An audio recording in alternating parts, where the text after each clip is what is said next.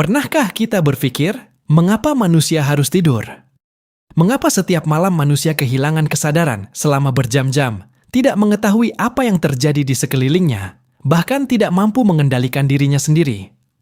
Seorang raja tertidur dan tak mampu mempertahankan kerajaannya. Orang kaya tertidur dan tidak sadar terhadap hartanya. Orang kuat tertidur tanpa bisa melindungi dirinya. Tidur adalah salah satu tanda paling besar bahwa manusia hanyalah makhluk lemah. Dan yang lebih mengejutkan, Al-Quran menyebut tidur sebagai bentuk kematian sementara. Setiap malam, Allah mengambil ruh manusia. Lalu ketika pagi datang, Allah mengembalikannya lagi.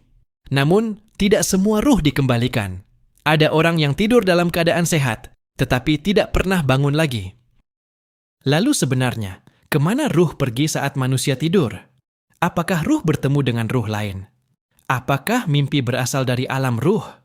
Dan mengapa tidur disebut sebagai tanda kekuasaan Allah? Allah berfirman dalam surah Az-Zumar ayat 42. Allah memegang ruh ketika matinya seseorang, dan ruh yang belum mati ketika tidurnya. Ayat ini sangat dalam.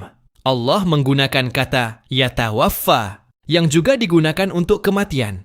Artinya, ketika manusia tidur, ruhnya benar-benar diambil oleh Allah, meski jasadnya masih hidup. Karena itu, para ulama mengatakan, tidur adalah saudara kematian. Saat tidur, mata memang tertutup.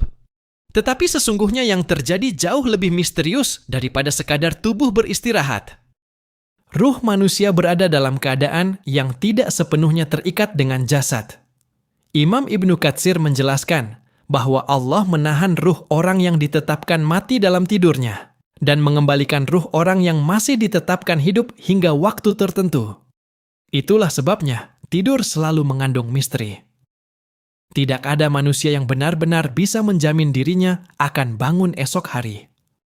Karena setiap malam, hidup manusia sepenuhnya berada di tangan Allah. Bayangkan, saat seseorang tertidur, ia tidak sadar siapa yang berada di dekatnya. Ia tidak sadar jika rumahnya terbakar. Ia tidak sadar jika tubuhnya dipindahkan. Ia seperti orang mati kecil. Dan yang paling menakutkan, manusia tidur tanpa tahu apakah ruhnya akan dikembalikan atau tidak. Karena itu, Rasulullah SAW mengajarkan doa sebelum tidur. Dengan namamu ya Allah aku hidup dan aku mati. Begitu juga ketika bangun tidur, Rasulullah SAW membaca, segala puji bagi Allah yang telah menghidupkan kami setelah mematikan kami. Lihatlah bagaimana Nabi menyebut tidur sebagai kematian kecil. Karena setiap malam sejatinya manusia sedang diperlihatkan simulasi kematian. Saat tidur, kontrol manusia atas tubuhnya hilang. Jantung tetap berdetak tanpa diperintah. Paru-paru tetap bekerja tanpa disadari. Darah terus mengalir. Siapa yang mengatur semua itu? Allah. Tidur adalah bukti bahwa manusia bahkan tidak mampu menjaga dirinya sendiri selama beberapa jam. Lalu bagaimana dengan ruh? Para ulama menjelaskan bahwa ruh saat tidur tidak sepenuhnya keluar seperti saat kematian total. Ada hubungan yang masih tersisa antara ruh dan jasad. Sebagian ulama mengibaratkan seperti tali yang masih terhubung. Karena itu orang yang tidur masih bisa bergerak, bernapas, bahkan bermimpi. Namun ruh berada dalam keadaan yang berbeda dari kehidupan sadar. Dan disinilah misteri mimpi dimulai. Rasulullah SAW menjelaskan bahwa mimpi terbagi menjadi 3. Pertama, mimpi baik dari Allah. Kedua, mimpi buruk dari setan. Ketiga, mimpi dari pikiran manusia sendiri.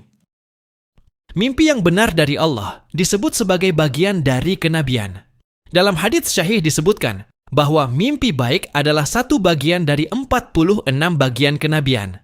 Karena itu, ada mimpi yang terasa sangat nyata.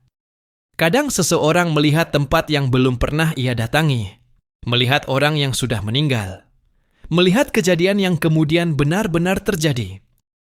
Mengapa ini bisa terjadi? Karena ruh berada dalam keadaan yang berbeda saat tidur. Sebagian ulama mengatakan bahwa ruh bisa diperlihatkan berbagai hal dari alam yang tidak biasa dilihat manusia saat sadar. Inilah mengapa mimpi kadang terasa begitu dalam dan sulit dijelaskan logika. Ada orang yang menangis saat tidur. Ada yang merasa terjatuh. Ada yang melihat keluarganya yang telah wafat. Ada yang bermimpi berada di tempat indah. Ada pula yang mengalami mimpi menakutkan hingga tubuhnya gemetar ketika bangun. Semua itu menunjukkan bahwa tidur bukan sekadar kondisi biologis biasa. Ia adalah salah satu tanda kekuasaan Allah yang sangat besar. Allah berfirman dalam surah Ar-Rum ayat 23. Dan di antara tanda-tanda kekuasaannya adalah tidurmu di waktu malam dan siang. Tidur disebut sebagai ayat, tanda kebesaran Allah. Mengapa? Karena manusia tidak pernah benar-benar memahami hakikat tidur. Sains mungkin menjelaskan gelombang otak, saraf, dan fase tidur. Tetapi sains tidak mampu menjelaskan hakikat ruh. Allah berfirman dalam surah Al-Isra ayat 85. Dan mereka bertanya kepadamu tentang ruh. Katakanlah, ruh itu termasuk urusan Tuhanku, dan tidaklah kalian diberi ilmu melainkan sedikit. Artinya, manusia memang sengaja dibatasi untuk memahami misteri ruh. Karena ruh adalah salah satu rahasia terbesar ciptaan Allah. Saat seseorang tidur, ruhnya berada dalam genggaman Allah. Dan saat Allah menghendaki, ruh itu tidak kembali lagi. Itulah kematian. Karena itu, tidak sedikit orang meninggal saat tidur. Mungkin malam itu ia tidur seperti biasa. Tidak ada rasa sakit. Tidak ada tanda bahaya. Tetapi Allah memutuskan ruhnya tidak dikembalikan. Maka paginya, keluarganya mencoba membangunkan, namun tubuh itu sudah tidak merespons lagi. Betapa dekatnya tidur dengan kematian. Bahkan posisi manusia ketika tidur pun menyerupai jenazah. Mata tertutup, tubuh terbujur diam. Kesadaran hilang, tidak mengetahui dunia di sekitarnya. Dan menariknya, Islam sangat memperhatikan adab tidur. Rasulullah Shallallahu Alaihi Wasallam menganjurkan berwudu sebelum tidur, membersihkan tempat tidur, membaca ayat kursi, membaca 3 surah perlindungan, tidur menghadap kanan. Mengapa? Karena tidur adalah perjalanan ruh yang misterius. Seorang mukmin dianjurkan tidur dalam keadaan suci dan mengingat Allah, karena bisa jadi itu adalah malam terakhirnya di dunia. Bahkan Rasulullah Shallallahu Alaihi Wasallam tidak menyukai begadang tanpa kebutuhan, karena malam diciptakan untuk ketenangan. Allah berfirman, dan kami jadikan tidurmu untuk istirahat. Tidur adalah rahmat. Bayangkan jika manusia tidak bisa tidur, tubuh akan hancur, pikiran rusak, emosi kacau. Manusia perlahan kehilangan kewarasannya. Allah menciptakan tidur sebagai bentuk kasih sayangnya. Namun ironisnya, banyak manusia justru menggunakan malam untuk maksiat. Padahal malam adalah waktu ketika hati menjadi lebih tenang dan dekat dengan Allah. Di sepertiga malam, banyak ruh manusia sedang terlelap.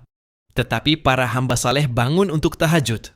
Mereka berdiri saat dunia tertidur. Mereka menangis ketika manusia lain bermimpi. Mereka berbicara kepada Allah ketika kebanyakan manusia lalai. Dan menariknya, tidur orang beriman berbeda dengan tidur orang yang lalai. Hati orang beriman tetap hidup meski tubuhnya tidur. Rasulullah Shallallahu Alaihi Wasallam bersabda, "Mataku tidur, tetapi hatiku tidak tidur." Artinya, hati Nabi selalu terhubung dengan Allah. Sedangkan banyak manusia, tubuhnya bangun, tetapi hatinya justru tertidur. Inilah tidur yang paling berbahaya. Bukan tidur fisik, tetapi tidur hati. Hati yang tidak lagi tersentuh Al-Quran. Tidak takut dosa. Tidak mengingat kematian. Tidak rindu ibadah. Padahal setiap malam Allah sedang mengingatkan manusia tentang kematian. Setiap malam manusia dimatikan, dan setiap pagi manusia dibangkitkan kembali. Namun manusia tetap lalai. Tidur juga mengajarkan satu hal penting, bahwa manusia tidak punya kuasa apapun, sehebat apapun seseorang. Ia pasti membutuhkan tidur, presiden tidur, tentara tidur, orang miskin tidur, orang kaya tidur. Tidak ada yang bisa melawan kebutuhan ini. Karena Allah ingin menunjukkan bahwa manusia bukan makhluk yang mandiri. Bahkan beberapa jam saja, manusia tidak mampu mempertahankan kesadarannya. Dan ada hal yang lebih menggetarkan. Bagaimana jika suatu malam ternyata adalah tidur terakhir kita? Bagaimana jika ruh kita dipanggil Allah malam ini? Apakah kita tidur setelah bertaubat? Atau tidur membawa dosa? Apakah lisan terakhir kita dipenuhi zikir? Atau justru maksiat? Karena itu para ulama terdahulu sangat berhati-hati sebelum tidur. Mereka menganggap tidur seperti menitipkan ruh kepada Allah. Ada yang tidur setelah membaca Al-Quran. Ada yang tidur setelah menangis karena takut kepada Allah. Ada yang memaafkan semua orang sebelum tidur agar hatinya bersih. Mereka sadar, tidak semua orang yang tidur akan bangun lagi. Dan yang menenangkan adalah, bagi orang beriman, tidur bisa menjadi ibadah. Rasulullah SAW bersabda bahwa seorang mukmin yang tidur dalam keadaan suci lalu berzikir kepada Allah, maka malaikat akan mendoakannya sepanjang malam. Bayangkan, saat manusia tertidur lemah dan tidak berdaya, ada malaikat yang memohonkan ampun untuknya. Betapa luas kasih sayang Allah. Lalu bagaimana dengan orang yang sudah meninggal? Apakah ruh mereka bisa bertemu dengan ruh orang yang tidur? Sebagian ulama seperti Ibnu Qayyim menjelaskan bahwa ruh orang hidup dan ruh orang mati bisa saja bertemu di alam tertentu yang Allah kehendaki. Inilah mengapa sebagian orang bermimpi bertemu kerabatnya yang telah wafat. Namun perkara ini tetap termasuk alam ghaib yang tidak bisa dipastikan secara mutlak kecuali berdasarkan dalil. Yang jelas, tidur membuka tabir kecil bahwa kehidupan manusia tidak hanya tentang dunia fisik. Ada alam ruh, ada alam ghaib, ada rahasia besar yang tidak mampu dijangkau mata manusia. Dan setiap malam, Allah memperlihatkan sedikit dari rahasia itu melalui tidur. Maka ketika malam tiba, jangan anggap tidur sebagai rutinitas biasa. Itu adalah pengingat bahwa suatu hari nanti ruh benar-benar akan dipanggil. Suatu hari nanti, tidak ada lagi pagi setelah tidur itu. Tidak ada lagi kesempatan taubat. Tidak ada lagi kesempatan memperbaiki diri. Karena itu sebelum tidur, renungkanlah satu hal. Jika malam ini adalah tidur terakhirku, apakah aku siap bertemu Allah?